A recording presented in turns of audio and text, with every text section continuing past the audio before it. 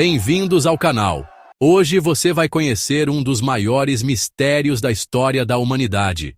Preparem-se, porque vamos embarcar numa jornada incrível para desvendar os segredos dos maias. Uma civilização que floresceu de forma espetacular e, de repente, pareceu sumir do mapa. Como uma civilização tão avançada, com cidades gigantes, conhecimentos incríveis de astronomia, matemática e arquitetura, simplesmente entrou em colapso e desapareceu. Eles construíram observatórios para mapear as estrelas com uma precisão absurda. Desenvolveram um sistema de escrita complexo e já usavam o conceito do número zero muito antes de várias outras culturas. Fica até o final, porque a história dos maias é cheia de segredos, teorias e descobertas surpreendentes que vão explodir a sua mente. Já deixa seu like maroto, se inscreve no canal para não perder nenhuma aventura e bora para esse mergulho no passado. Apertem os cintos, porque a viagem vai ser épica. Para a gente entender o mistério do desaparecimento, primeiro a gente precisa sacar quem eram esses caras. Os maias não eram um império unificado tipo os romanos, saca? Eram mais como uma rede de cidades-estado, cada uma com seu próprio governante, mas todas compartilhando uma cultura, religião e língua muito ricas. Eles se estabeleceram numa região que hoje pega o sul do México, toda a Guatemala e Belize, e pedacinhos de Honduras e El Salvador. No auge, que rolou ali entre os anos 250 e 900 d.C., a civilização maia era simplesmente colossal. A gente está falando de milhões de habitantes, espalhados por cidades que eram verdadeiros centros urbanos, com uma arquitetura de cair o queixo. Cidades como Tikal, que hoje fica na Guatemala, tinham pirâmides que furavam o céu, chegando a mais de 70 metros de altura. Palenque, no México, era famosa por seus palácios e esculturas detalhadíssimas. Copán, em Honduras, era um centro artístico e científico. E claro, a famosíssima Chichén Itzá, com sua pirâmide de Kukulcán, que é um espetáculo de engenharia e astronomia. Eles criaram um calendário, o famoso calendário maia, que na verdade eram vários calendários interligados, de uma complexidade e exatidão impressionantes. Eles conseguiam prever eclipses solares e lunares, os ciclos de Vênus, e usavam esse conhecimento todo para a agricultura, para rituais religiosos, e até para marcar eventos importantes da vida da realeza. Eles desenvolveram um sistema numérico vigesimal, ou seja, baseado no número 20, e o mais impressionante, eles sacaram o conceito do zero. É de explodir a cabeça pensar no nível de sofisticação intelectual dessa galera. Beleza, já entendemos que os maias eram brabos na arquitetura e na ciência. Mas como funcionava a sociedade deles no dia a dia? Bom, era uma parada bem hierarquizada, como muitas sociedades antigas. No topo da pirâmide social, literalmente e figurativamente, estava o rei, o Ahau. Ele não era só um líder político, mas também uma figura divina, um intermediário entre o mundo dos homens e o mundo dos deuses. Abaixo dele, vinham os sacerdotes, que eram os guardiões do conhecimento, os caras que entendiam dos calendários, da astronomia e dos rituais. Logo depois, na escala social, a gente tinha os nobres, que geralmente eram parentes do rei ou líderes militares importantes. Os guerreiros também tinham um status elevado, especialmente aqueles que se destacavam em batalha. Na base dessa sociedade, sustentando tudo, estavam os trabalhadores comuns, agricultores, artesãos, construtores.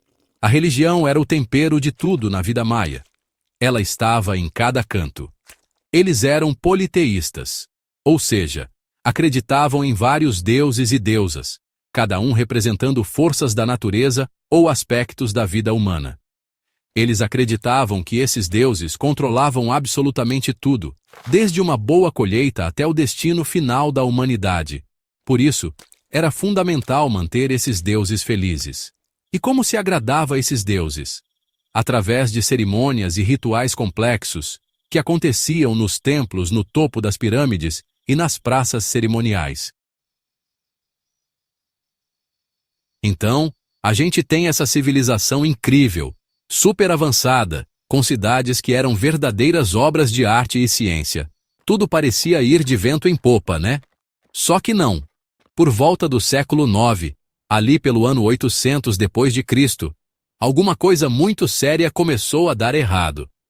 As grandes cidades maias do sul, aquelas que eram o coração pulsante dessa civilização, como Tikal, Palenque, Copan e Calakmul, começaram a entrar em declínio. E não foi um declínio suave, não. Foi um colapso relativamente rápido e dramático.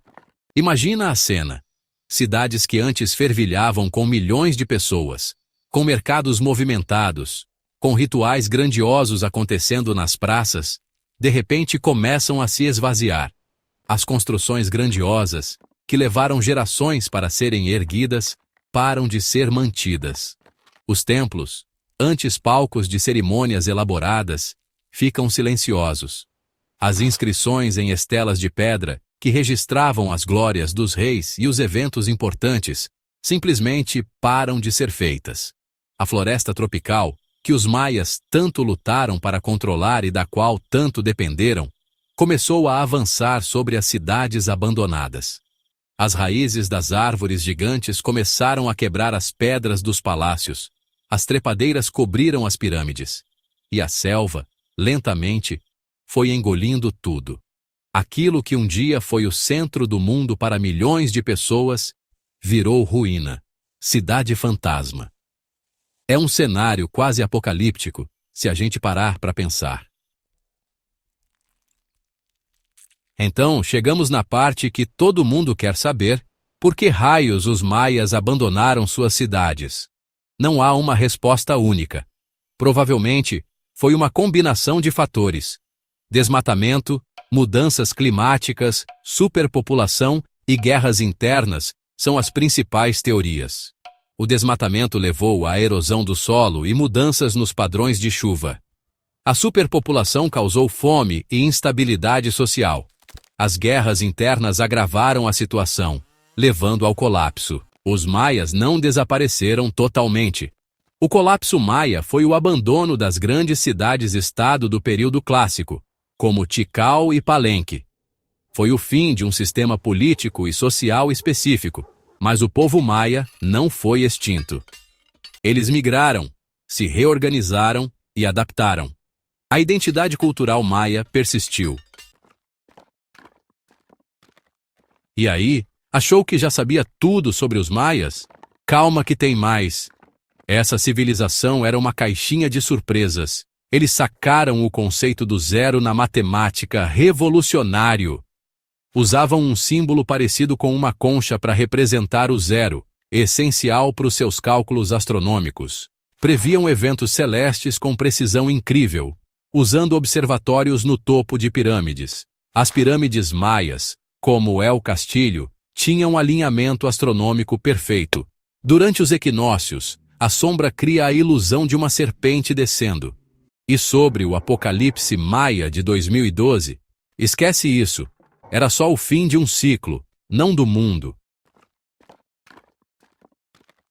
E aí, o que você acha? Uma civilização que cresceu tanto, avançou tanto, mas que também sofreu as consequências de explorar além dos limites da natureza e de seus próprios conflitos. A história dos maias é um lembrete poderoso de que nenhuma civilização, por mais grandiosa que seja, é imune às consequências de suas escolhas. Eles nos deixaram um legado de conhecimento, arte e arquitetura que nos fascina até hoje, mas também nos deixaram uma lição sobre a fragilidade do equilíbrio entre o desenvolvimento humano e o meio ambiente, e sobre como as tensões internas podem levar ao colapso. Será que nós, hoje, com toda a nossa tecnologia e conhecimento científico, estamos repetindo alguns dos mesmos erros? Superpopulação em várias partes do globo, mudanças climáticas cada vez mais evidentes e preocupantes, guerras e conflitos que parecem não ter fim. Será que a história dos maias, com seu misterioso desaparecimento das grandes cidades, pode ser um alerta para a nossa própria sociedade? É uma reflexão pesada, eu sei, mas a história serve justamente para isso, para a gente aprender com o passado e tentar construir um futuro diferente, mais sustentável e mais pacífico. Comenta aqui embaixo sua opinião. Quero muito saber o que você acha sobre esse enigma da história. Quais teorias sobre o colapso maia fazem mais sentido para você? E você acha que a gente pode tirar lições importantes da trajetória deles para os nossos dias?